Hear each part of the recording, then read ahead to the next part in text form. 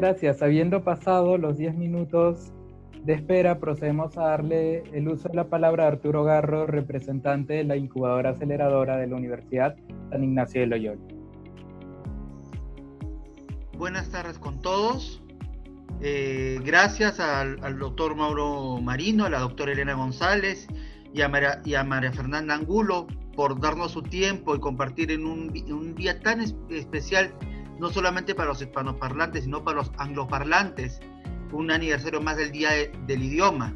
No solamente es la coincidencia, como quiso el destino, que Shakespeare y Cervantes mueran el mismo día, sino que dos de las principales lenguas del mundo occidental celebran sus máximas expresiones lingüísticas el día de hoy. Cosas del destino. En cuanto a nuestro idioma, según el Instituto Cervantes, somos más de 577 millones de personas que hablamos español, de las cuales 480 lo tenemos como idioma materno, 480 millones. Y en Internet es el idioma más, y en Internet es el tercer idioma más usado después del chino y el inglés. Así que tenemos un idioma con mucha proyección. Es un idioma que incluso en los Estados Unidos es la segunda lengua después del inglés más hablada. Yo lo viví en carne propia hace 9 años cuando viví en Estados Unidos. Me voy a permitir una anécdota.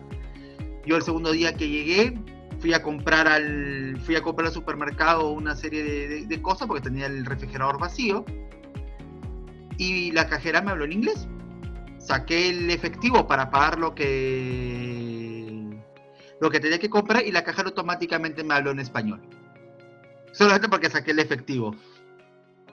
Pero sí, tenemos un idioma muy rico, muy, muy variado, con diferentes acentos, diferentes acepciones. Hay palabras que aquí suenan bien, en otros países son un insulto o viceversa. Entonces, nuestro idioma tiene muchas, esa riqueza no es tan... Es uniforme, entre comillas, por ejemplo, para leer, vamos a decirlo en lo leído, en lo escrito, cuando no se usan muletillas, porque yo puedo leer un libro en español impreso en Madrid, en Buenos Aires, en Lima o en La Paz, pero al momento de hablar, el idioma sí se nota la diferencia entre todos los que hablamos español, se nota la diferencia. Y esa riqueza es nuestra identidad, mantenerla. Somos ciudadanos globales. Hoy por hoy el inglés es el idioma global, pero tengamos en cuenta que nuestro idioma no se queda. Es el tercer idioma más buscado en internet, no es cualquier dato. Así que, Mafer, tú lo debes, María Fernanda, tú lo debes saber mejor que nosotros. Hay que el tercer idioma en internet sea más hablado, sea el español, es un plus muy importante, y los profesores aquí que nos acompañan el día de hoy, cuando seguramente han tratado con alumnos que no tienen el español como idioma materno, al principio les cuesta, pero es un idioma bastante rico.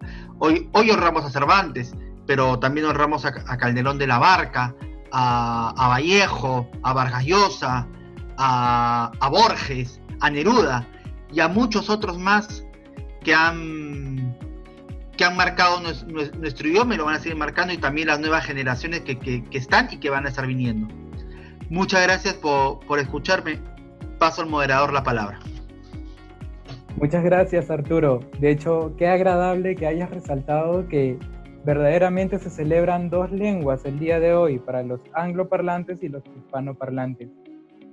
Y me has hecho acordar ahora que has comentado el que en cada parte del mundo el español puede significar cosas distintas. Hay una canción muy linda que a mí me gusta escuchar siempre que se llama Qué difícil es hablar el español.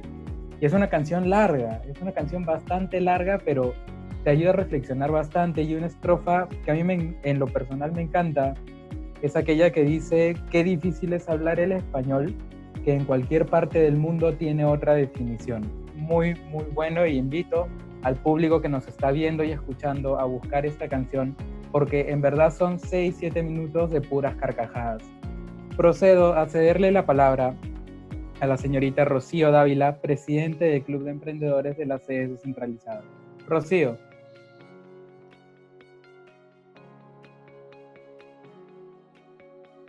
Rocío, tu micrófono. Ay, perdón. No te preocupes.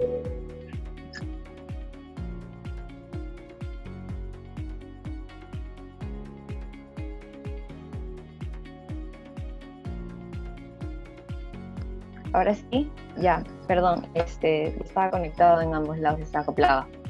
Bueno, buenas tardes con todos. Mi nombre es Rocío Isabel y como ya lo mencionó el presidente Fabricio Bentín, en este día estamos aquí reunidos para conmemorar el Día del Idioma Español y como bien dijo Arturo, es un día muy importante y nosotros realmente estamos viviendo como jóvenes, como adultos, igual viviendo una evolución del idioma, se podría decir, de pasar de stickers, como hablaba Cervantes, a stickers, emojis y todo ello que hoy día María Fernanda nos va a comentar un poco más del lenguaje juvenil con el que se viene trabajando. Y es parte de nosotros, ¿no? Hoy día vamos a reflexionar un poco, obviamente nos vamos a divertir aprendiendo e identificando cómo el sesgo del mundo de Internet y todo este conjunto de códigos juveniles junto con la jerga, se han apoderado de nuestro léxico día a día. Sin embargo, considero que es importantísimo diferenciar para mí los escenarios cuando te diriges hacia los docentes, hacia otro público dirigido, en realidad. Pero bueno, es cuestión de que hoy nos aclaren los doctores expertos en la materia. Y agradezco a los panelistas, agradezco la oportunidad de esta invitación a Fabricio Bentín y a los doctores que hoy están acá, a María Fernanda, que nos va a aclarar muchas dudas. Y bueno, pasamos a comenzar el evento del día de hoy. Gracias. Muchas gracias, Rocío. Habiendo ya dado las palabras de inicio, procedo a presentarme. Soy Carlos Fabricio Bentín Aliaga, presidente del Club de Emprendedores de la sede central, la sede de La Molina, y para aquellas personas que se han conectado debido a las artes, pues verán que me han marketeado como el alumno estrella de la carrera de Economía y Finanzas. No tiene nada que ver que yo controle el departamento de diseño, valga mencionar, pero muchas gracias, de hecho, a los panelistas que están aquí, a aquellos que nos están viendo. Y básicamente hoy día vamos a abordar temas bastante interesantes. ¿Por qué? Porque el conversatorio del día de hoy busca sentar a la mesa, en este caso esta plataforma virtual, a doctores especialistas en nuestro idioma y a jóvenes, millennials en el público que nos está viendo aquí, Mafe, yo, para poder conversar y ver cómo ha mutado el español, cómo se viene adaptando en el siglo XXI y cuál ha sido el rol de las tecnologías en esto. Así que, habiéndome presentado, le cedo la palabra a la doctora Eliana González para que se introduzca brevemente. Sí, me presento entonces, soy Eliana González, soy profesora desde hace mucho tiempo ya en la Universidad de Piura. Estuve trabajando allá en la sede de Piura y ahora estoy aquí en la sede de Lima. Me dedico a la del español como primera lengua, porque eso también hay que destacarlo. No es lo mismo enseñar el español como primera lengua que la enseñanza del español como segunda lengua, ¿no?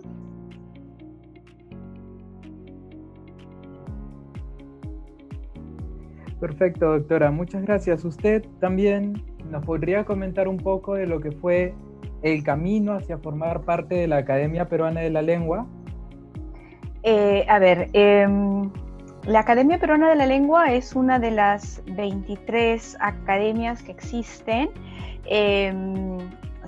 Las academias, la asociación se forma en el año 51, pero la Academia Peruana de la Lengua la crea Ricardo Palma el año 1887. Es una institución que procura de alguna manera pues velar por el uso de nuestro idioma, del español en el Perú, ¿no? Mi primer contacto con los académicos fue el año 2010, cuando nos pidieron a un grupo de los profesores de la Universidad de Piura para de alguna manera apoyar en la parte de la revisión del diccionario de peruanismos, un diccionario que sale a la luz el año 2016, bien, que estuvo de alguna manera coordinado, todo el equipo de coordinación lo tuvo a su cargo un lingüista español, el doctor Julio Calvo. Entonces allí es cuando empiezo yo a tener contacto con la institución, y el 2017 pues fue para sorpresa, bastante para mí una sorpresa, ¿no? Que me hicieron parte, ¿no? Miembro de esa institución, y estoy muy, muy contenta de formar parte, ¿no? Muchas gracias, doctora. Y gracias por compartir el dato. En lo personal no sabía que un representante de la literatura peruana como Ricardo Palma fue aquel que puso el primer ladrillo de la Academia Peruana de la Lengua. Le cedo la palabra al doctor Mauro Marino para que se presente.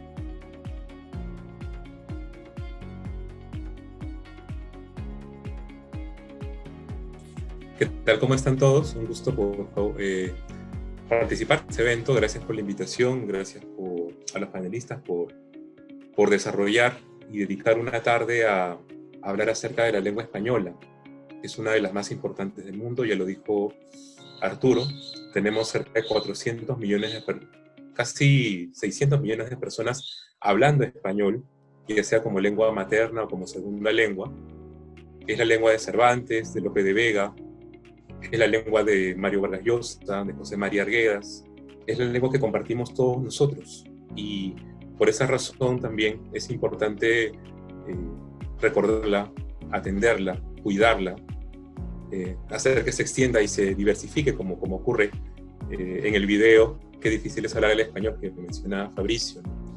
Porque se trata de una lengua tan extensa como personas. Cada uno de los millones de personas que hablamos el español tenemos ciertas particularidades. Entonces, bueno, quería presentarme. Mi nombre es Mauro Marino Jiménez, soy doctor en Filología por la UNED de España. Algunas personas piensan que estoy en la biblioteca del Ateneo, pero bueno, la biblioteca de la UNED, que está aquí, se inspiró un poco precisamente ganaron un concurso en arquitectura, y aunque me gustaría disfrutar de ella, en este momento solamente aparece de manera virtual. Siempre me ha gustado la comunicación a nivel de digital, a nivel de medios digitales, porque de chico gocé de la experiencia de contar con computadoras, con conectar a través de distintos medios, y también de formar publicaciones en línea, ya sea a través de libros, de artículos, de novelas interactivas, ¿no? De discursos que también combinan la palabra con el aspecto audiovisual. Por esa razón, pues, encantado de estar aquí y de participar con ustedes. Muchas gracias, doctor. Mafe. Bueno, nada, yo soy Mafe Angulo, soy locutora hace 7 años ya. Empecé muy joven, a los 17 años, y en verdad estoy encantada, agradecida también de estar aquí para compartir con ustedes un poco de lo que he aprendido a lo largo de estos 7 años de carrera, que si bien el idioma, como hemos visto, va cambiando, por más que sea joven, digamos, yo tengo 24 años, vienen las nuevas generaciones, en este caso la de mi hermana, la de mi hermano menor que tiene 12 y otra 18, y cada día se inventan nuevas palabras que, si bien no son aceptadas por la Real Academia Española, se usan en el día a día, y a veces estamos medio perdidos todos, incluyéndome, en el sentido de ¿qué es eso? Perdón. Entonces eso hay que aplicarlo también al trabajo, y encantada de poder compartir sobre la adaptación del idioma, a las nuevas generaciones y cómo lo estamos tomando. Así que feliz de estar aquí. Gracias, Mafe. Oficialmente damos inicio a este conversatorio, y los primeros temas que vamos a tratar son temas bastante generales. Y tengo una pregunta, de hecho, y creo que mucha gente en el público también la va a tener, dirigida hacia los doctores. Doctores, ¿en Perú hablamos español o castellano? Doctora Eliana. Bien, es el eterno problema, ¿no?, que nos planteamos. Hay que explicar un par de cosas. En realidad, en nuestro medio, bien, en Perú, incluso también en muchas zonas de Latinoamérica, se prefiere la denominación castellano, Bien, en realidad las podemos utilizar indistintamente, español o castellano. Bien, el término castellano en el propio contexto de España se suele utilizar más bien para designar ese primer periodo de nacimiento o primeros tiempos de nacimiento de la lengua. Bien, mientras que el caso de la denominación de español se prefiere más bien para designar a la lengua hablada por la comunidad de España. Bien, si bien es cierto, tanto en España como en Perú no son las únicas lenguas, ¿sí? Se hablan aquí en nuestro medio, sabemos que hay muchas lenguas. Importa también ahí precisar que son lenguas, durante mucho tiempo se consideró que quechua y aymara eran dialectos, cosa que no es así, son lenguas, ¿bien? Aquí se prefiere más, repito, en Perú se prefiere más el término castellano. Y aquí también me interesa aclarar lo siguiente. Después de que se da la ruptura con España, bien, en América se empieza a ver, entre comillas, pues muy mal a la metrópoli, ¿no? A España. Y quieren romper con toda la designación o las denominaciones como español, ¿no? Bien, se asociaba mucho al concepto de conquista, de conquistadores y demás. Por eso es que se optó en la mayoría de las instituciones, incluso dentro de las instituciones educativas, a utilizarse la denominación castellano, ¿bien? Lengua castellana, enseño castellano y tal, pero en general podríamos decir que podemos utilizarla indistintamente. En la Constitución peruana aparece allí la designación de castellano. Bien, en cambio en la Constitución de España aparece la designación de español. Bien, particularmente, repito, yo lo suelo utilizar indistintamente, ¿no? Fue el eterno problema para designar a nuestro blog, ¿no? Le llamábamos, si llamarlo castellano actual o español actual, ¿no? Entonces preferimos el término de castellano, repito, por toda esa tradición más bien que tenemos aquí en Perú hacia esa denominación. Muchas gracias, doctora. Doctor Marino, usted y la doctora también, siendo especialistas en la lengua, viene una pregunta bastante interesante. ¿Usan jergas cotidianamente? Pregunto, doctor Marino. Pues claro. En el mundo de la literatura, sobre todo, bueno, hablando concretamente del acto creativo, nosotros usamos lo que durante algún tiempo se llamó el registro superestándar, que consiste en combinar distintos tipos de formas de habla, que incluyen el nivel culto, que incluyen el nivel coloquial, aunque hablar de niveles también es discutible, ¿no? Pero es una manera de explicar esto. Y también, obviamente, el nivel vulgar. Entonces, naturalmente que nosotros, como hablantes, tenemos el compromiso y quizás como académicos o como creadores tenemos también la obligación de conocer el uso de las jergas. Una cosa es el doctor Marino hablando en un salón de clases, en esta sesión, en esta conferencia. Otra cosa es hablando con mi hijo de 10 años, con mi señora. Otra cosa es hablando con mis amigos. Otra cosa es hablando en la calle. Entonces, naturalmente, si yo escribo con perfecta corrección en el WhatsApp con mis amigos, probablemente pensarán que tengo algún problema de adaptación social. Entonces, uno tiene que ir adaptando un poco su registro lingüístico a las condiciones, a las circunstancias, a las funciones pragmáticas que uno desea. Por ejemplo, si salgo de la universidad, cuando estábamos yendo a la sede central, y no tengo el carro, y voy con la corbata, saliendo de la UCIL, el taxista me va a cobrar más caro, ¿no? Entonces, si hablarlo formalmente, más caro todavía. Entonces, ¿qué tengo que hacer? Ir adaptando un poco mi registro, de repente usar una que otra jerga, una subida de tono, pero una que otra jerga que me identifique más como un ciudadano de a pie, como un académico, que sale probablemente de una universidad, ¿no es cierto?, con un estándar, con un nivel social, económico, cultural, ¿no?, determinado. Incluso escuché a un colega que dijo, hasta yo me quitaría la corbata, porque marca una señal, una pauta de acuerdo a cómo nos estamos comportando en una circunstancia determinada. Muchas gracias, doctor, por haber comentado lo del registro lingüístico. Si me permito compartir una anécdota, yo siempre buscaba implementar todas las palabras que aprendía cuando era muy niño, y creo que yo era el único niño de 7 años al que le encantaba ver el programa La Función de la Palabra de Marco Aurelio de Negri. Es más, creo que era la única persona con 7 años, todos mis familiares mayores en la casa les aburría y a mí me encantaba. Y valga el dato, Marco Aurelio de Negri fue tío mío, que en paz descanse, tío directo de mi padre, y su programa en lo personal me encantaba. Te pregunto, Mafe, ¿cuál es tu top 5 de jergas? ¿Cuáles son las jergas que más usas? Mi top 5 de jergas, ya. Creo que la primera sería jato, que, o sea, por jato, por me quedé jato y, o sea, me quedé dormida, y por jato de vamos a mi jato de mi casa, ¿no? O sea, es la misma jerga, pero emplea dos significados. Eso es medio confuso. La segunda sería chelas, la que más uso en los fines de semana, vamos por una chelas, una cerveza. De ahí otra que uso, causa, no uso mucho que digamos. Piña sí uso un montón para referirme a alguien que tiene mala suerte.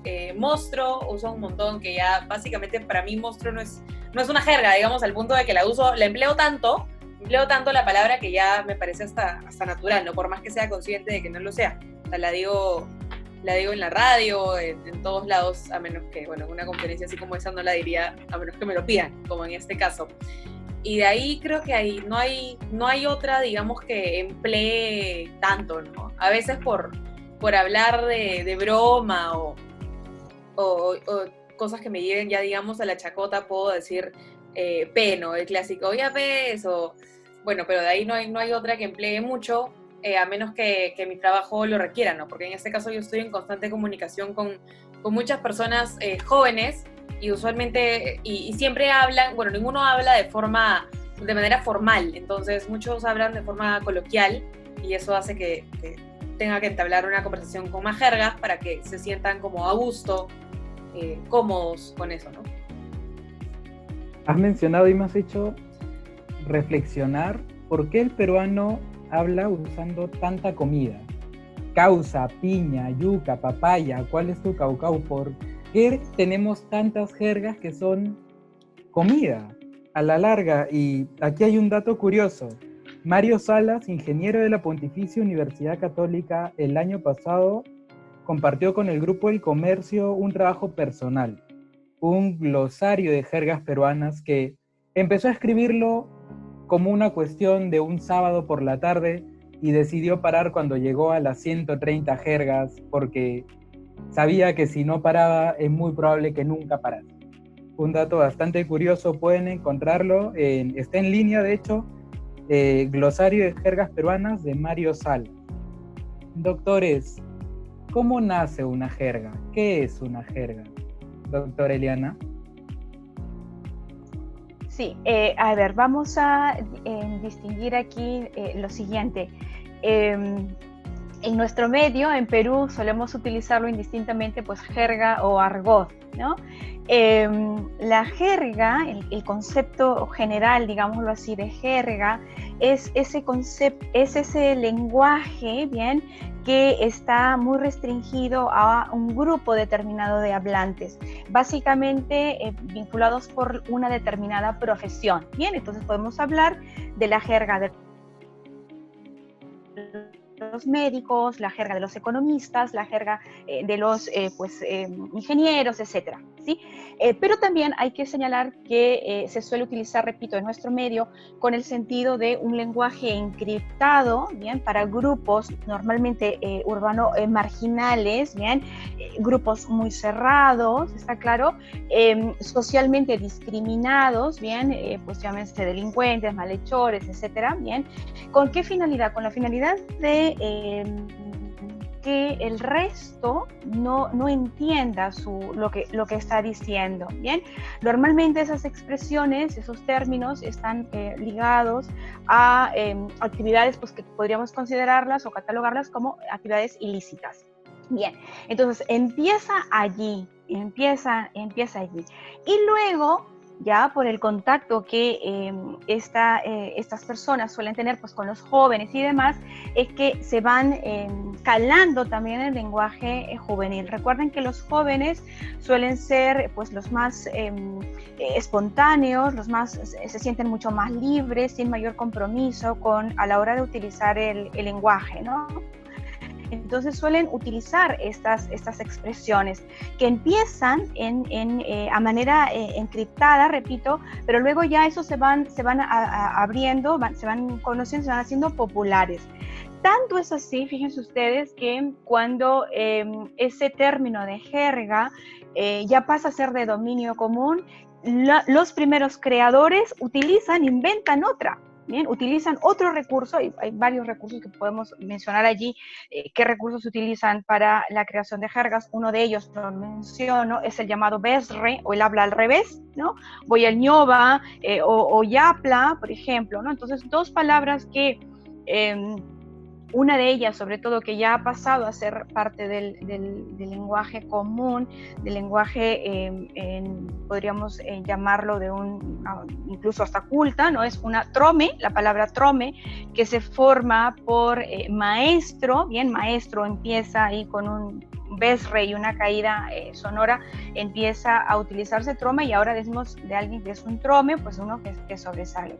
Y el otro caso es el caso de tombo. Bien, tombo también se crea por besre o habla al revés, que se forma a partir de la palabra botón, ¿no? Entonces los policías que vestían, pues que visten esos trajes con los botones muy, muy relucientes, entonces los delincuentes, para avisar que por allí estaban ya los policías o estaban, ¿no? Entonces decían, ahí viene el tombo, y queda, ¿no? Entonces el lenguaje ya común, repito, pues lo utilizan sin incluso saber el origen o la procedencia. Entonces son formas encriptadas, repito, empiezan en grupos determinados, pero luego ya van calando en el lenguaje juvenil, ¿no? En el lenguaje juvenil.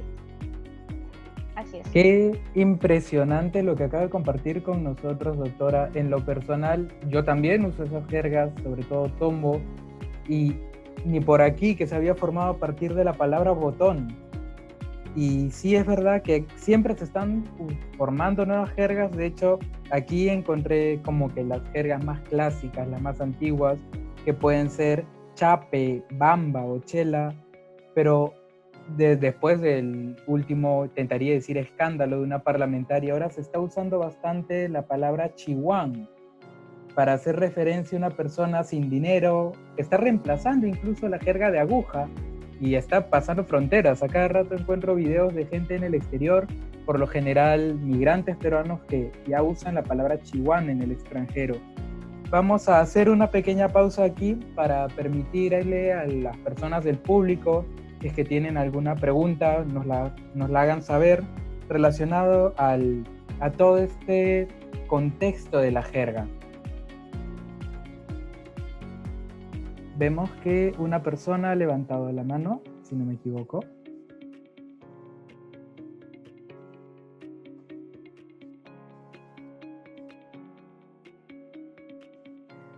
Ok, por el momento no tenemos ninguna pregunta. Siéntanse con total libertad de escribir al chat o, en todo caso, activar su micrófono y preguntar.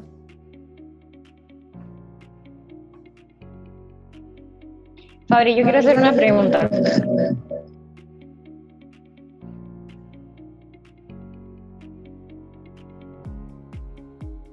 Hola, ¿me escuchan? Sí, Rocío. Quiero hacer una ¿Cuál es tu pregunta. pregunta? Quiero preguntarle a los autores si se agregaría o no la conjugación de tiktokeando, tú tiktokeas, yo tiktokeo, por la nueva plataforma que se utiliza ahora.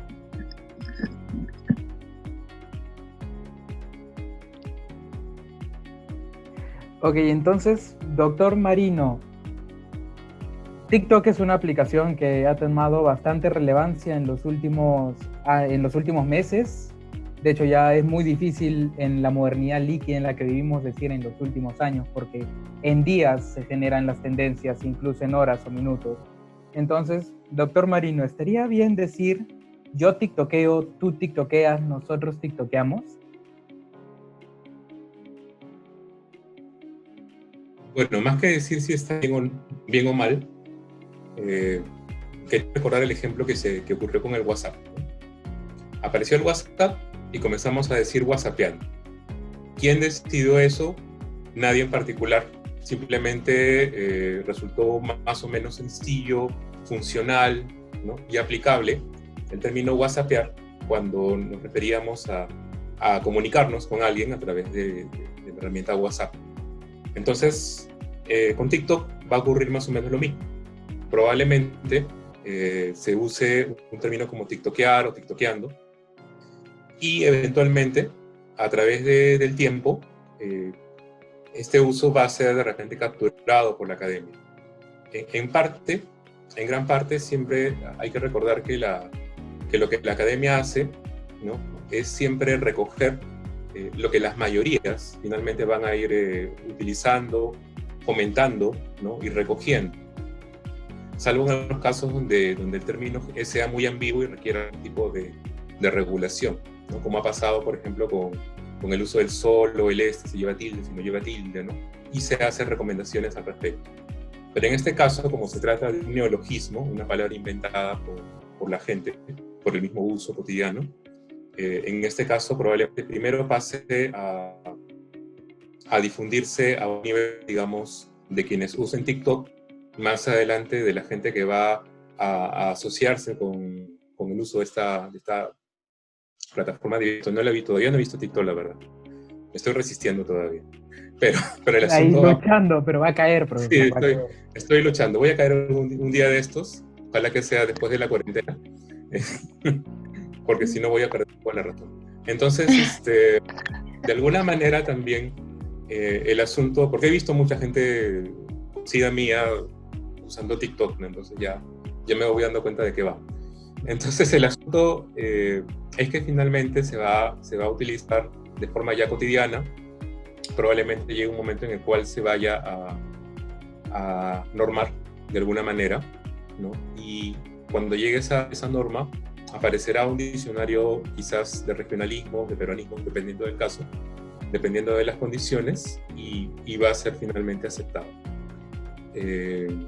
Más aún ahora que el término está asociado a la tecnología, es muy difícil que esto parta directamente de nosotros. Muy difícil, porque son los usuarios de tecnología los que van a utilizarlo como una jerga. Más adelante se va a transformar se va a masificar probablemente, y eventualmente va a ser recogido y normado. Entonces, es todo un proceso, digamos, lo que llamaríamos la formalización del término, ¿no? Aunque el término va a existir más allá de lo que nosotros creamos o pensemos. Ahora que ha mencionado, doctor, que ha mencionado los regionalismos, aquí tenemos una pregunta de Cristel Santillana. Doctora González, ¿los regionalismos pueden ser considerados jergas? Si no, ¿por qué? No. A ver, hay que distinguir aquí lo siguiente. El regionalismo, bien, es una forma peculiar, por eso se llama regionalismo, de una zona. En esa zona nosotros podemos sí encontrar jergas, bien. Les pongo un caso muy puntual. En Piura existe el término churre. ¿Bien? Para designar al niño. En Lima no decimos churre, no se dice churre, no se dice chibolo probablemente. Entonces, eso es un regionalismo, es decir, una expresión propia de esa región. ¿Bien? Ahora, dentro de la región de Piura nos podemos encontrar con jerga, por supuesto. ¿Bien? Es decir, la jerga está más asociado, tiene un matiz, un rasgo más bien del tipo social. ¿Bien? En el otro caso, el regionalismo alude básicamente o toma en cuenta básicamente a la parte geográfica, Es más, dentro nosotros del propio Lima, ¿no? Nosotros podemos identificar que, bueno, pues es un caso de limeñismo, ¿no? Y un limeñismo que puede coincidir con un regionalismo, sí, ¿no? Es decir, con una jerga, sí, pero no es que todos los regionalismos son jerga, no, eso no es así. Doctora, aquí tenemos otra pregunta de Helen Romero. usted, a partir de lo que usted nos comentó, que la jerga se inicia como una forma de hablar propia de un grupo social, quizás de una profesión, diría, es una pregunta que es formulada a partir de lo que usted nos comenta, pero va directamente a Mafe. Helen Romero nos pregunta cuáles serían las palabras propias de tu grupo como locutores radiales, Mafe. ¿Qué palabras usan dentro de tu comunidad? ¿O qué significado le dan? Dentro de la comunidad de locutores, bueno, de la radio, no usamos como, digamos, jergas, digamos que solamente entendamos nosotros.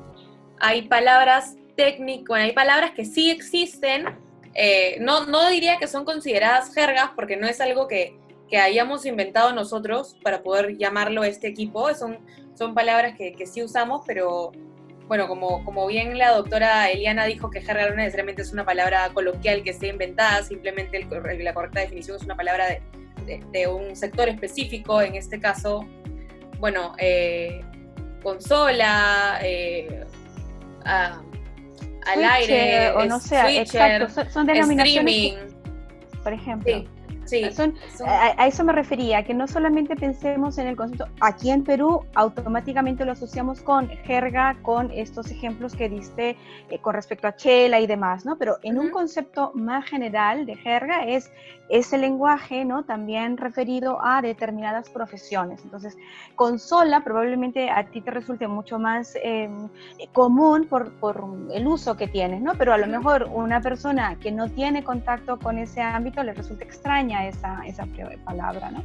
Claro, por ejemplo, sé y tengo entendido que en el rubro de la televisión, justo cuando estaba estudiando comunicaciones, a la consola, que es lo mismo que se usa en radio, se le dice switcher, y es a la consola que está en el área de los televisores, en este caso, en la cabina de comando.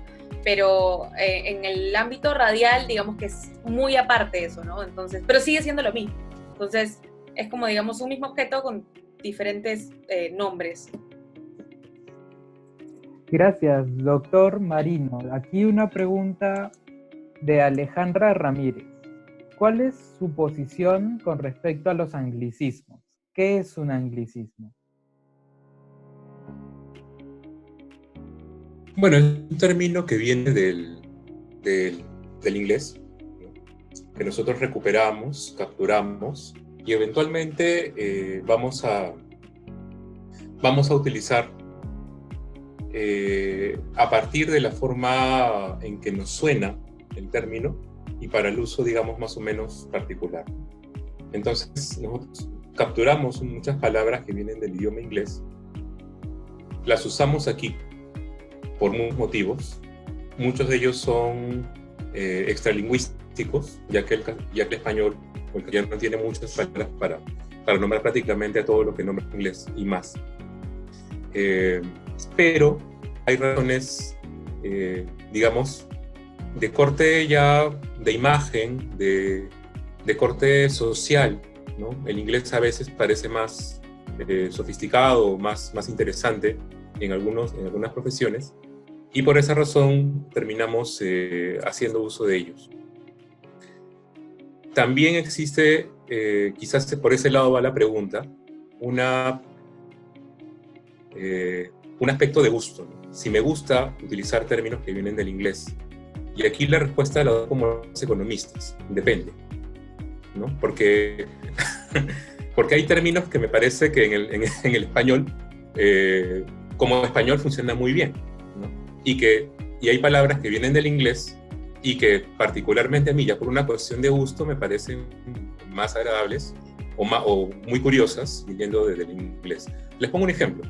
Ustedes saben, normalmente nosotros cuando escribimos la palabra whisky lo hacemos con W, ¿no? Pero si ustedes van al diccionario de la RAE, de la Real Academia Española, van a encontrar la palabra whisky con G y con U con diéresis. Whisky. Lo voy a poner en el chat, porque es exactamente así como lo proponen en el diccionario de la RAE. Perdón, sin tilde. Se me pasó la tilde por ahí. Este es whisky, según el diccionario de la Academia. Nadie lo escribe así, ¿no? ¿Por qué razón? Porque se ha protegido la lengua española de la importación del término whisky. Entonces depende. Claro, en este caso yo prefiero, ya por una cuestión de gusto y quizás de protección psicológica, utilizar el término en su lengua original. Pero hay mucho... Lo entiendo completamente. O sea, si yo también veo whisky escrito así con diéresis en una botella, yo no la compro, doctor. Se lo aseguro. Exactamente. Entonces, ya depende mucho, digamos, de nuestro sentido del gusto y de lo que consideramos parte, digamos, de nuestra idiosincrasia, de nuestra identidad, ¿no? Que la sentimos invadida o no. Ya eso importa mucho respecto del país y respecto también de la persona.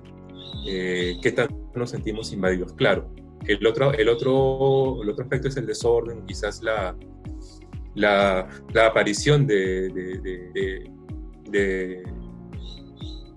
Spanglish, ¿no? Que mucha gente considera poco agradable.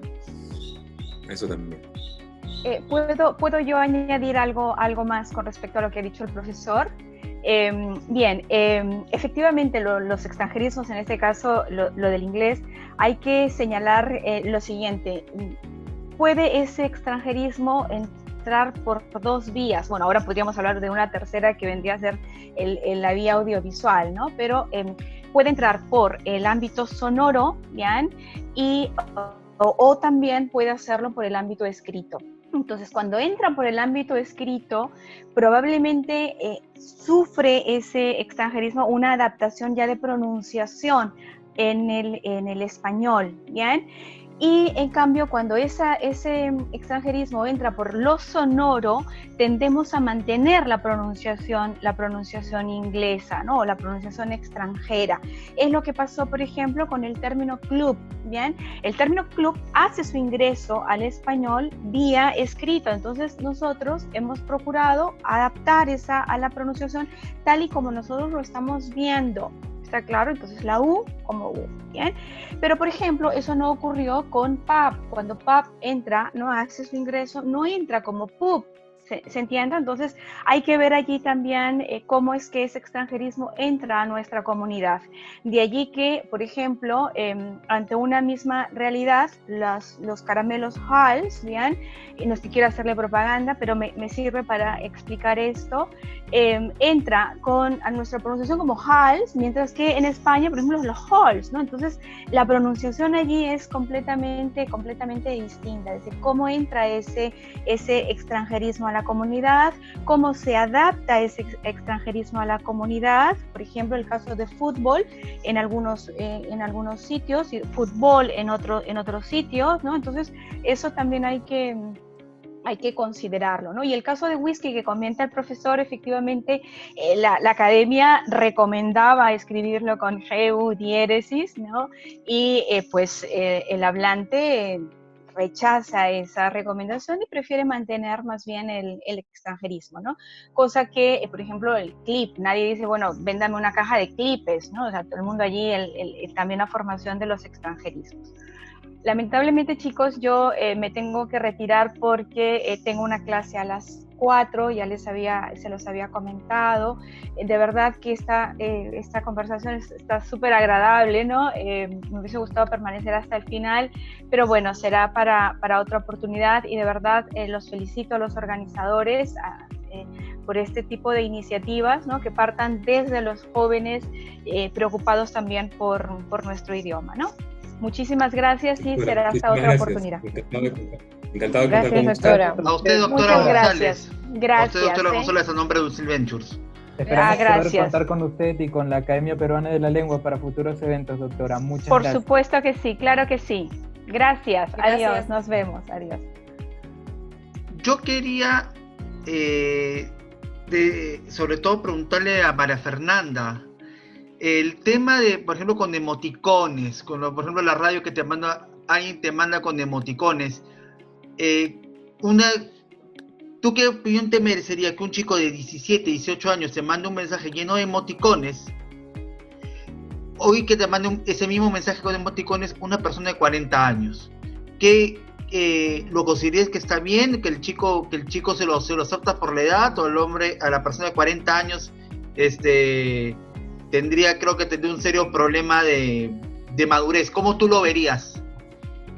Yo no lo veo como un problema de madurez. O sea, bueno, conozco gente hasta de más de 40 que usa emoticones. En el caso de mis papás, por ejemplo, emplean el uso de emoticones todo el tiempo. Más que todo, los emoticones hoy en día creo que es lo que le dan, eso es un valor agregado, siento yo, al texto, ¿no? Las personas nos hemos vuelto, con el desarrollo de la tecnología, nos hemos vuelto muy visuales, estamos acostumbrados a acompañar siempre las palabras con una imagen o algo. Es por eso que hoy en día también, hasta cuando yo estuve estudiando, que fue hace 2 años que me gradué, nuestras diapositivas y exposiciones siempre nos pedían que sean muy visuales y muy dinámicas. Siento que los emoticones emplean esto en un texto y en una conversación. Es más, hay algo que me gustaría mencionar, y es que hay una enciclopedia de emoticones en internet. Es una página que se llama emojipedia.org y ahí puedes buscar el significado de cada emoticón. Entonces siento que es un valor agregado, no siento que sería digamos, falta de madurez o algo así, porque es como cuando nacieron las computadoras y nuestros abuelos se tuvieron que adaptar a la época tecnológica. Siento que es parecido, que nacieron nuevas formas de comunicarse, los emojis están incluidos en esta, pero claramente no son, digamos, formales, y aún así la gente los sigue usando porque le emplean un poco de más, bueno, ayudan a darle más sentido al texto, a hacerlo más interactivo, digamos, más, podría decir, relajado, para no emplear tanta tensión, ¿no?, en una conversación. Muchas gracias, Mafe. Bueno, con la intervención de Arturo y con esta pausa para responder preguntas del público, marcamos un hito en este conversatorio. La primera parte del conversatorio giró básicamente en preguntas académicas. De ahora en adelante abordaremos netamente el impacto de la tecnología y cómo el español se está adaptando a la modernidad que vivimos en el siglo XXI. Para esto les comparto una cita del señor Antonio Ubago, que es... Perdón, Fabricio, un momento. Aquí hay una pregunta, antes de cerrar el tema de lo académico, que está llegando de parte de Patricia Zelaya, que dice: ¿consideran jerga como un código de contracultura? La pregunta va para ambos, tanto para el doctor Marino como para Mafe. El micrófono, ya. Yo no lo considero como un impacto de contracultura. Siento que las jergas, o sea, no que se empleen, digamos, de más seguidos, sino que siento que el emplear jergas hace incluso que nuestra cultura pueda crecer más, porque incluso la Real Academia Española cada año acepta, digamos, palabras nuevas que se vuelven siendo más conocidas y al final son jergas. Hace poco, bueno, hace un par de años, si no me equivoco, estuvo aceptando nuevas palabras. Justo estaba leyendo la vez pasada un artículo de la BBC. No me acuerdo exactamente qué palabras eran las que estaba aceptando, pero eran palabras tipo, no estoy diciendo que sean esas, no me acuerdo, pero eran tipo tuitear, o sea, palabras coloquiales que usamos en nuestra jerga del día a día, ¿no? Entonces, siento que no es que nos desculturalice, sino que nos da, al contrario, nos hace crecer, pero de a poco, ¿no? Doctor Marino, ¿algo que agregar? ¿Considera usted también, cuál es su postura con respecto a la afirmación de que la jerga es un código de contracultura? De acuerdo, vamos a ver lo que ocurre en el caso de la jerga, digamos, como respuesta, ¿no? Como respuesta a un habla formal. Porque la doctora Eliana había mencionado la jerga profesional, de la cual no voy a referirme en este momento, sino de la jerga, digamos, surgida a partir de una respuesta. La contracultura se define como una suerte de respuesta o acción o reacción frente a una cultura que consideramos oficial.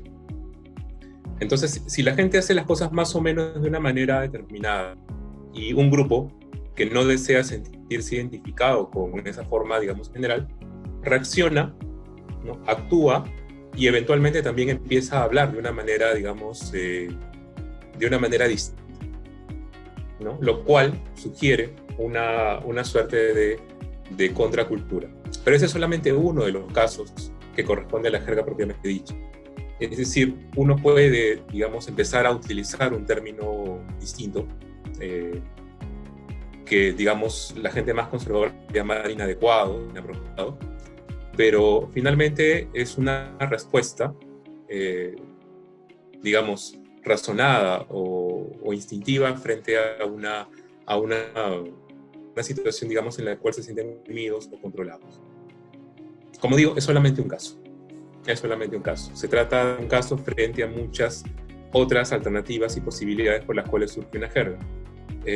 Si ustedes recuerdan, por ejemplo, en los 80s apareció la propaganda del diario Ojo de un vigilante, al cual nosotros llamamos guachimán, ¿no es cierto?, que estaba siendo seducido por una extranjera rubia, ¿no?, que le decía I love you guy, y el vigilante pensaba que estaba diciendo ¿dónde queda Girón Yungay?, ¿no? Entonces empezó a decir, Yungay queda por acá, que por allá, vete por acá y todo esto. Entonces, durante más o menos un año a los vigilantes, a los pobres les estaban llamando Yungays, ¿no?, porque ocurrió que hubo una coincidencia en el diario, digamos, en diarios de corte más popular, aparecían estos términos: Yungay cae con coca, Yungay se hizo tal cosa, Yungay lo otro. Entonces, naturalmente que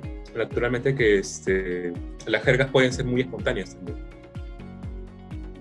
Muchas gracias, doctor. Aquí un comentario de José Carlos Escobar, muy buen amigo de la casa. De hecho, estoy tomando la posta porque en verdad él es el mejor moderador, de los mejores moderadores que ha tenido el Club de Emprendedores en sus eventos.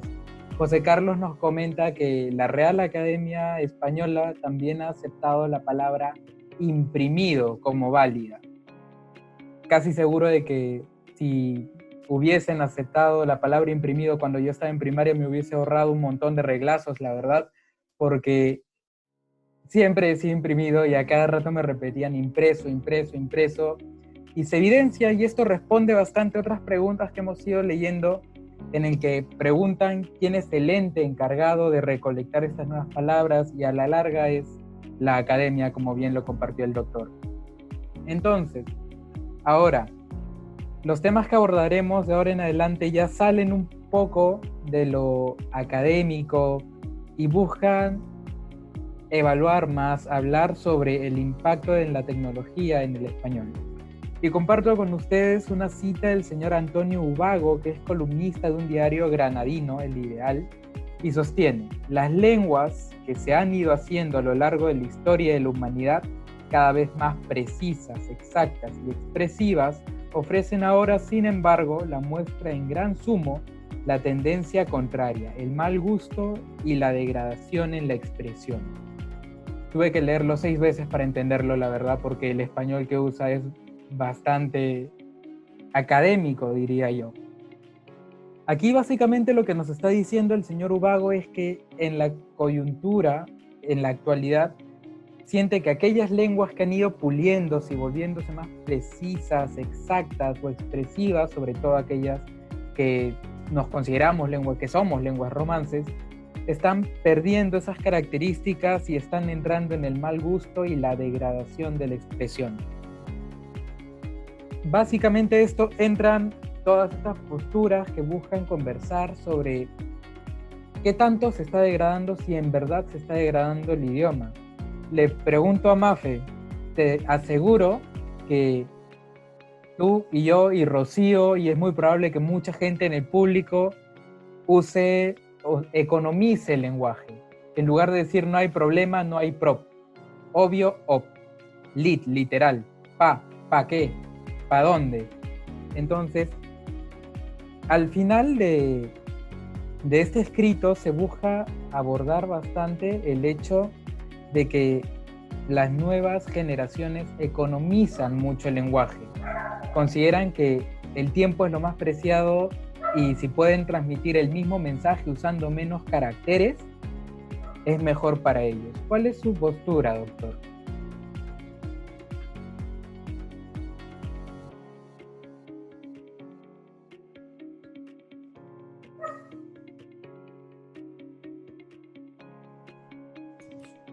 Perdón, ¿era para Mafe la pregunta? ¿O para mí? Para usted, Sí. al final, para usted, Ya. sí. De acuerdo. Bueno, ¿qué les puedo decir, no? Yo soy amante de la poesía sacra, ¿no? De la poesía vanguardista, de la literatura del siglo de oro español. Pero yo sé que esas cosas tienen su espacio, tienen su momento. Que cada cosa, según cómo vaya avanzando o retrocediendo, para nosotros es básicamente una percepción. Las formas con las cuales vamos a ir hablando o escribiendo o comunicándonos, ¿no? durante el tiempo que estemos acá, van a cambiar según nuestras propias necesidades. Es decir, cuando recién comenzamos a tener teléfono con teclado, nosotros comenzamos las abreviaturas, ¿no? Comenzamos también a tocar emojis o emoticonos, y en ese momento nos dimos cuenta de que el soporte o el medio estaban condicionando la escritura. Eso ha ocurrido siempre. La escritura ha cambiado por motivos políticos, por motivos sociales, por motivos religiosos, ¿no? Por motivos militares también. Y eso no necesariamente representa una pérdida, ¿no? O una ganancia. Podríamos pensar que es una ganancia desde el punto de vista cuantitativo, porque vamos aumentando las alternativas, las formas de ganar cosas. Si hablamos en términos cualitativos, creo que podríamos seguir amparándonos en la idea de que tenemos más formas posibles de decir las cosas, más formas posibles de comunicarnos. Por eso yo les digo, me resisto al TikTok porque alguna parte de mí ya es un adulto, o es un académico, qué sé yo. Pero al mismo tiempo me da muchísima curiosidad, porque es un medio de comunicación, es un estilo, está respondiendo a una necesidad y está respondiendo a intereses y características que ya existen, que son reales. Y por lo tanto yo no podría juzgarlas como positivas y negativas. Un lingüista les diría, bueno, las palabras finalmente son sonidos, y los sonidos no son buenos ni malos, ¿no? Yo les puedo decir, bueno, es una cuestión de gusto. Ya como alguien que escribe y que hace cosas con el lenguaje, yo les diría, es una cuestión de gusto. Uno tiene que saber entender y aprovechar todos los cambios que pueden ir dándose a lo largo del tiempo. Esos cambios son los que finalmente generan una marca del tiempo en el cual estamos viviendo, una fotografía. Y esa fotografía es tan real como la que hemos tenido hace 10, hace 20 o hace 200 años. Sigue siendo una situación que no se puede ver. Ahora que el doctor Marino ha traído nuevamente TikTok sobre la mesa, Mafe, así como Instagram destronó a Facebook, ¿crees que TikTok podría llegar a destronar Instagram? Yo pienso que sí. A ver, hay algo que tiene que ver con redes sociales y que siempre lo decimos en la radio y se los explicamos a nuestros clientes.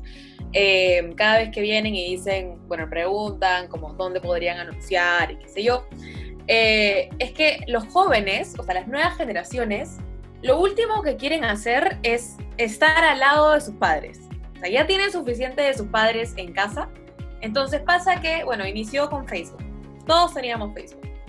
Los papás, los padres, empezaron a usar Facebook y los jóvenes migraron a Instagram. En este caso, ahora los papás empiezan a usar Instagram, porque muchos padres ya cuentan con Instagram, y los jóvenes se mudan a TikTok. Y es así como va funcionando con las redes sociales. En Estados Unidos es muy común el uso de Snapchat también, y en otros países sé que acá bajó un poco cuando Instagram hizo esta actualización de que tenía funciones muy similares a la otra aplicación. Entonces pasa que en Estados Unidos hacen lo mismo. O sea, los jóvenes usan Snapchat porque los padres no saben usarlo. Los padres sí saben usar Instagram allá. Aquí recién lo están descubriendo y por eso que los jóvenes ya están empezando a mirar a TikTok. Entonces siento que sí, eventualmente de acá a unos años va a haber de repente una nueva red social donde vamos a migrar, y así va a ser con todas las aplicaciones. Ahora que has comentado, Mafe, el rol de Estados Unidos básicamente, ¿tú usas siglas en extranjero? Por ejemplo, WTF, como What the fuck, ASAP, TBH. Sí, yo utilizo bastantes siglas. Eso también creo que puede ser tiene que ver bastante con abreviar palabras. En este caso, bueno, estamos celebrando el Día del Idioma y así como también celebramos el español, celebramos el inglés y el mundo angloparlante, porque el inglés es un idioma global, al igual que el español. Si no me equivoco, es el segundo idioma más hablado hoy en día. El primero es el chino mandarín, el cual me encantaría aprender, pero siento que todavía es demasiado difícil. Pero por lo mismo de que es un idioma global, cada vez se vuelven muchas más conocidas estas siglas, el WTF, el What the fuck, y cada día también aparecen nuevas que hasta a mí se me hacen difíciles de entender. La vez pasada yo siempre veía gente que ponía TBH, y yo decía, ¿qué cosa es TBH? No entiendo. Y tengo un montón de amigos, de Estados Unidos, son angloparlantes o Reino Unido, y siempre usan esto, ¿no? Entonces yo obviamente tenía medio roche de preguntar, porque decía como, si saben que no sé, bueno. La cosa es que busqué, hay un diccionario en internet, se llama Urban Dictionary, que si tú pones estas abreviaciones, esas siglas, te sale exactamente el significado. TDAH, yo pensé que abreviándolo podía ser to be honest, perdón, think about how, pero en verdad es to be honest, para ser honesto. Entonces, hay muchas personas, estoy segura que no soy la única que tiene problemas con esas abreviaturas, pero cada vez se usan más, y lo bueno es que tenemos la tecnología de nuestro lado, que en verdad es un gran aliado para poder aprender nuevas cosas, y en este caso nuevos significados. Muchas gracias, Mafe. Rocío, tú que eres una contemporánea de nosotros, ¿también usas estas siglas en inglés en tu comunicación cotidiana? Claro, últimamente el TBT que está de moda, para hacer referencia a un recuerdo, que hay muchos challenges que están haciendo en Instagram. He visto que ponen sus fotos recordando tristemente, nostálgicamente en realidad, los viajes que han tenido con las personas que quieren. Entonces, yo creo que utilizar este tipo de códigos,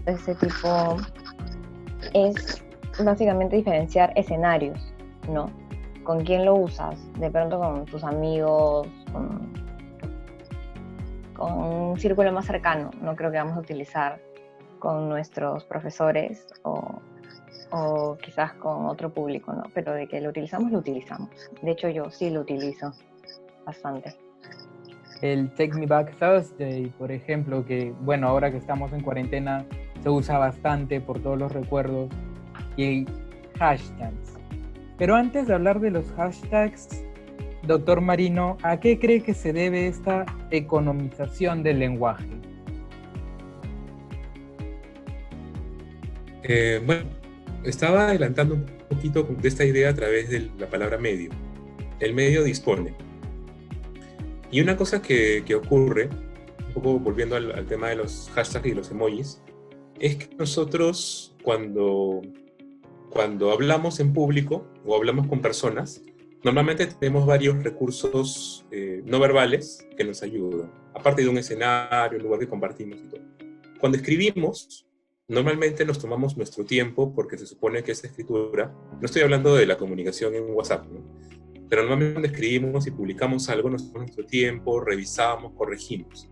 Pero cuando combinamos esa comunicación al momento en que estamos chateando con alguien y comunicando rápidamente, con pocas palabras y con emojis, es que comienza a aparecer una semejanza entre la comunicación a través del chat y el discurso oral.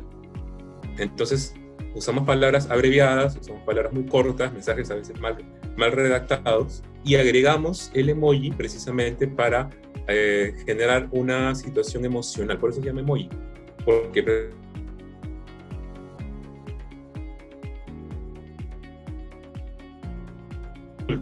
pero al final ponen una cara graciosa, y eso no termina como para entenderse como un insulto, sino como algo agradable, como una suerte de gracia, ¿no? De chiste. Entonces, esto de alguna manera condiciona la falta de un contexto comunicativo. Un mensaje breve, conciso, rápido, que determina una intencionalidad precisamente a través de este soporte. Y por supuesto, sé que tienen una funcionalidad para relacionar un mensaje con otro, que es la gran utopía que hay sobre el hecho de que se pueda hablar, se pueda tener muchas conversaciones sobre un mismo tema con distintas personas en todas partes del mundo. Entonces, es lo que llamamos la hipertextualidad, la conexión entre mensajes y tópicos. Gracias, doctor. Aquí un dato curioso para el público. ¿Sabían que los emojis tienen un día internacional? Que se celebra el 17 de julio de cada año. Además, el emoji más usado hasta el 17 de julio del año pasado fue la carita que se ríe con lágrimas, conocida internacionalmente como Face with Tears of Joy, siendo tuiteada 2.455.057.462 veces. Y les aseguro que en el año que ha transcurrido hasta este momento ha sido tuiteada millones de veces más. Mafe, ¿cuál es el impacto de los hashtags en la comunicación hoy en día? A ver, los hashtags, primero creo que antes de ver el impacto hay que saber para qué sirven. Los hashtags hoy en día sirven para clasificar, bueno, en la internet vemos tantos contenidos, hay tanta información que es muy difícil acceder a algo específico, digamos, de manera rápida. Y como las nuevas generaciones y hoy en día todos estamos acostumbrados a obtener información muy, muy, muy rápidamente, los hashtags son justo para esto, para poder clasificar. Mientras más segmentado esté, es mejor para el público en este caso. Entonces, el impacto de los hashtags no solamente es para agilizar el tema del acceso a información, sino que hoy en día también tiene un impacto social. Es decir, hay una campaña de donación de sangre y todos ponen hashtag, juntos donemos, no sé, estoy inventando. Entonces, con este hashtag la gente empieza no solamente a buscar información sobre dónde donar sangre o información sobre esta campaña, porque puede que hay mucha gente a la que no le interese, pero por el tema de que hoy en día las redes sociales son muy activas, muchas personas utilizan el hashtag solo por seguir la tendencia. Entonces, eso tiene un impacto completamente distinto a la forma en la que nacieron los hashtags, la forma para lo que son. Entonces, sí, los hashtags hoy en día tienen, fuera de la función con la que cumplen, tienen un impacto social, creo yo, bastante importante en las nuevas generaciones. Con respecto al uso de plataformas, Mafe, ¿qué podrías recomendarle al público en caso desee tener un buen feed en Instagram? Un buen feed en Instagram, ya. Hoy en día para Instagram, en este caso, es importante, digamos, la imagen visual que damos. Entonces, tiene que ser muy estético el perfil que tengamos. En este caso, para los que no entienden muy bien qué cosa es feed, porque yo, por ejemplo, no lo entendía hasta hace poco, feed se refiere a nuestro perfil, a lo que nosotros mostramos en una red social. Yo, por ejemplo, hay aplicaciones en las que tú puedes planear cómo se va a ver tu perfil en Instagram. En este caso, la que yo uso se llama Planoly, e incluso la tengo acá. Empiezo a probar con distintas fotos y uso una misma paleta de color en todas las fotos para poder programar los posteos de mi perfil al punto de que se vea armonioso, digamos así, con la paleta de colores. Entonces, aquí están todas las fotos que voy publicando y las últimas tienen tonalidades rosadas. Entonces, todas las voy acomodando para que se vea estético. Y así como esta, deben haber muchas otras apps de ediciones de fotos y te permiten incluso utilizar hashtags, emojis.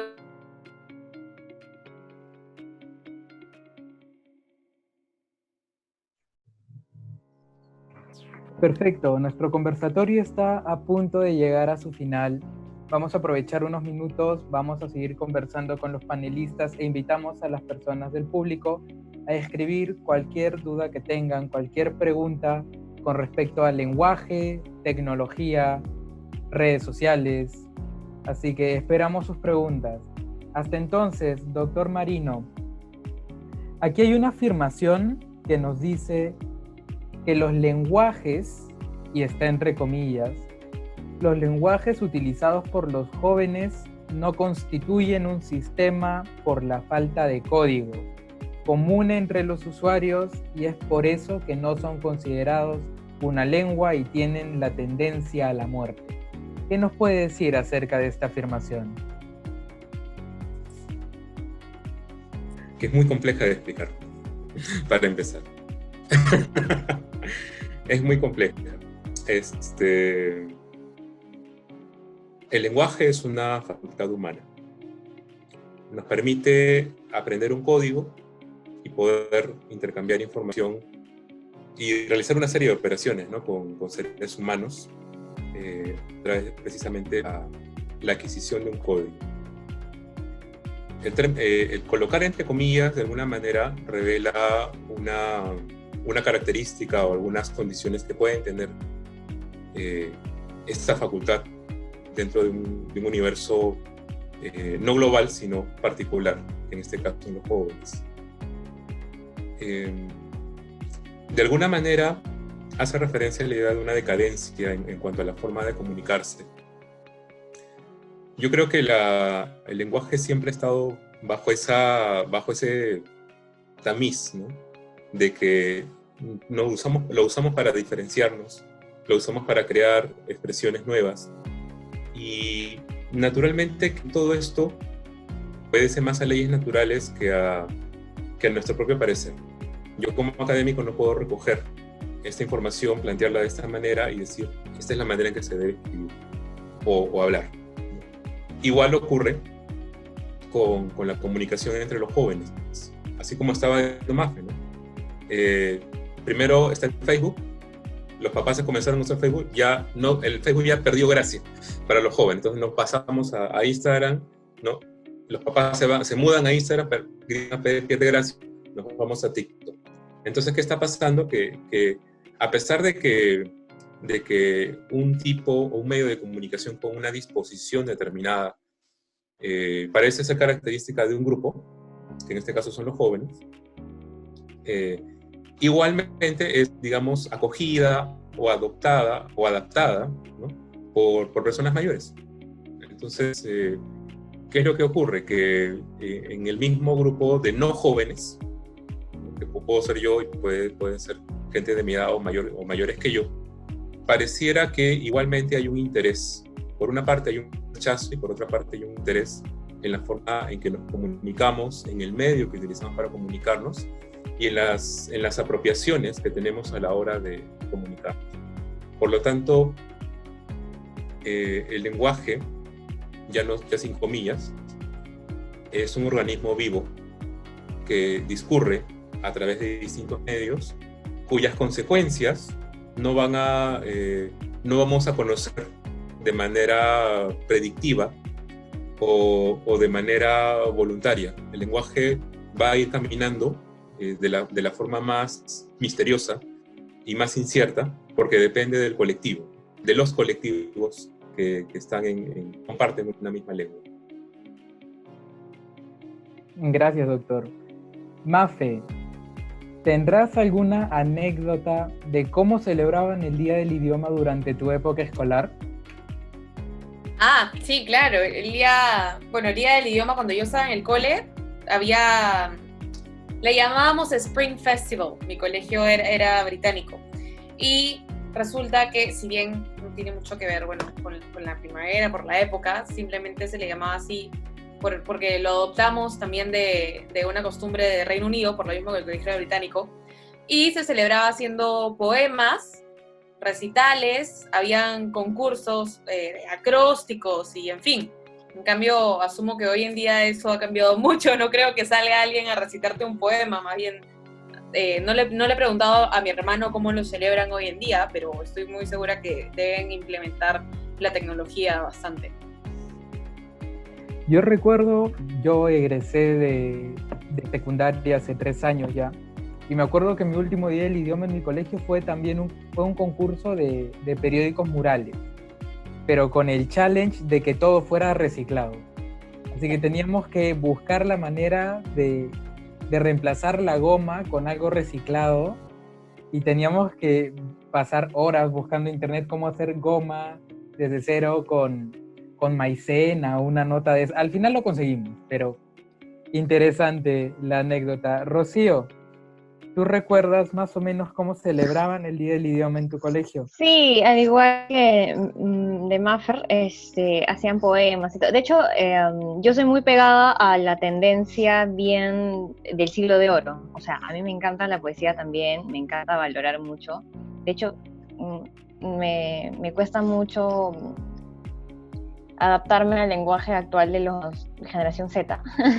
Yo soy millennial, pero es buenísimo. O sea, yo creo que lo que estamos haciendo ahora es combinar un poco de nuestra experiencia pasada, valorar nuestra esencia como el lenguaje castellano, el español en sí, y adaptándolo con lo que está pasando en el momento, ¿no? Más aún en el contexto, en la coyuntura, que todo es virtual y la comunicación es virtual. Entonces, de pronto, para optimizar nuestros tiempos, quería hacer una pregunta al doctor. ¿Qué piensa acerca de los stickers, ¿no? Que ahorita están de moda, ¿no? Es como que de pronto yo sí utilizo stickers, o sea, puedo presentarme informal y de pronto cuando ya entro en confianza, mando mi sticker o con mis amigos podemos entablar una conversación básicamente de puro stickers. Y es como que, no sé, pero de qué momento pasamos de un escenario súper formal a un escenario que entre patas es súper, súper informal, que básicamente tú intuyes qué te quiere decir por stickers. Entonces, bueno, esa era la pregunta. ¿Qué piensa? Igual a Maffer, ¿no? Maffer sí ya, de hecho, que sabe de toda esta situación. Pero, ¿qué piensa el doctor? ¿Lo ven mal? ¿Lo ven bien? O de repente estos códigos han resumido nuestro lenguaje, lo han ninguneado de pronto, porque no sé, ¿no? Gracias, Rocío. Bueno, la verdad, es algo parecido, como estaba comentándoles hace un momento, es algo parecido a lo que ocurre con las conversaciones de personas que están más o menos en el mismo lugar. Utilizamos los emojis precisamente para incorporar ese elemento emocional, ese toque, ese tamiz que supone de repente enviar palabras que pueden ser interpretadas negativamente cuando la intención más bien es positiva o es humorística. Y con los stickers también más o menos va a ocurrir lo mismo. Cuando nosotros conocemos a una persona por primera vez, mantenemos una distancia, e incluso es una distancia física, ¿no? O sea, 1 metro, 1,5 metros, no lo sé, más o menos dependiendo del nivel de formalidad que tenemos con esta persona. Cuando pasa a ser nuestro amigo, nuestra amiga, la distancia se va cortando. Digamos que ya podemos hacer un saludo más amical, nos abrazamos, hay un cariño, digamos, que se manifiesta a través de ciertos gestos. Cuando la distancia ya es prácticamente de hermano a hermana, de pareja, etcétera, la distancia prácticamente se pierde. Entonces, nosotros a la hora de conversar también, naturalmente que pasamos del usted al tú, del tú al nombre, o tú eres mi pata, tú eres yo te estimo, etcétera, etcétera, lo que ocurre a veces en las reuniones sociales. Entonces, ahí aparece el sticker como una representación de que ya se ha perdido esa distancia, digamos para bien, porque hay una familiaridad mucho mayor, y eso nos ayuda. Por supuesto, en este momento no, seguramente en esta conversación que hacemos con stickers, no podemos estar con la persona en el mismo lugar, y de alguna manera el sticker sustituye ese acortamiento de distancias, lo cual es muy bueno. Si a mí me parece bien o no, pues yo la verdad me imagino que es fantástico que podamos utilizar representaciones visuales, gráficas, dibujos o fotos, ¿no? Que representen precisamente ese nivel de intimidad que existe entre personas que sienten afecto entre sí, ¿no? Que sienten amistad, que sienten familiaridad, ¿no? Entonces, enhorabuena.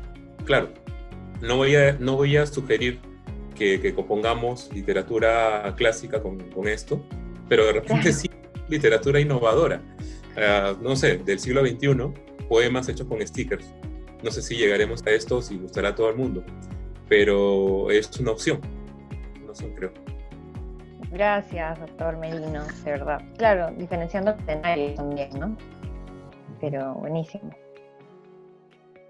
Gracias. Mafe, ¿tienes un top, igual que te pregunté tu top 5 de jergas, ¿tienes un top 5 de stickers? Top 5 de stickers. Bueno, los stickers creo que hoy en día varían mucho porque no todos tenemos los mismos. Exacto. Pero puedo chequear los que más uso. Por ejemplo, ¿te puedo mostrar mi top 2? Es este perrito, el chihuahua. El chihuahua. Y el otro es el hámster gordo que llora. Últimamente en cuarentena uso mucho el hámster gordo que llora porque, bueno, tiene mucho que ver con lo que hago y creo que todo el mundo está haciendo en cuarentena, que solamente comemos, vamos a la refrigeradora y nos quejamos de todo. Entonces, que eso resume muy bien cómo estoy pasando esta etapa de 40 días. Sí, exacto, el hámster gordo que llora, eso soy yo. En el caso de los emojis, siempre uso el que justo mencionaste, que fue el ganador, digamos, en Twitter, que es la carita que llora con lágrimas. Porque yo usualmente, y también me resume bastante bien, yo soy como muy risueña, me río mucho, entonces creo que justo los stickers y los emojis son como una representación de cómo nos sentimos y lo hace más coloquial y lo hace más personal también. Ok, bueno, oficialmente cerramos el conversatorio. Muchas gracias a todos nuestros ponentes, a la doctora Eliana, que ya se encuentra dando su clase, muy interesante, estoy seguro que debe ser, al doctor Marino por su tiempo y a Mafe también por habernos permitido esta perspectiva tan moderna hacia el lenguaje y básicamente eso. Muchas gracias, el Club de Emprendedores les agradece por su tiempo y esperamos también poder contar con ustedes para futuras actividades. No sé si Usil Ventures desea dar unas palabras de despedida, señor Garro. No, más bien muchas gracias, doctor Marino, a la doctora González, que ya tuvo que dejarnos, y a María Fernanda también, a Rocío, a ti, Fabricio, por su tiempo, y a todas las personas que se han conectado a este conversatorio, una fecha especial que celebramos un aniversario más de nuestro idioma. Y el reto está en mantenerlo, no mantenerlo en el lenguaje de Lope de Vega o de Quevedo, de Becker. O sea, el lenguaje se moderniza, pero no perder la esencia del idioma, no vulgarizar el idioma. Ese es nuestro reto. Es porque no solamente es un idioma, una forma de hablar, también es una cultura. El idioma refleja la expresión cultural de un conjunto de personas. Tal vez cuando nos estudien tipo los egipcios dentro de 3.000, 5.000 años, verán los emoticones, verán los webinars, y seremos objeto de estudio por el lenguaje, y también haya expertos en jerga o expertos en emoticones, como hoy en egiptología, para saber lo que hablamos y tratar de entender lo que decíamos. La cosa va cambiando y tenemos que adaptarnos, sí, pero manteniendo nuestra cultura y sentirnos muy orgullosos de ella, de tener uno de los idiomas más bonitos, yo creo, que en el mundo. Perfecto, le pido a nuestros panelistas, a Rocío, a Arturo, una hermosa sonrisa para el screenshot que tomaremos a la pantalla. Así que listos, 1, 2, 3. Perfecto, muchas gracias, en serio, por su tiempo y por el hecho de que estemos conectados ahora para estar juntos mañana. Muchas gracias por su tiempo. Gracias a todos los panelistas, al doctor, a María Fernanda, Arturo, Fabri. Silventures. Gracias a todos. Gracias a todos los que también están conectados hasta ahora, ¿no? Sí, gracias. Gracias a todos. Buenas tardes. Gracias a todos. Buenas tardes. Tardes. Chao. Bye, bye.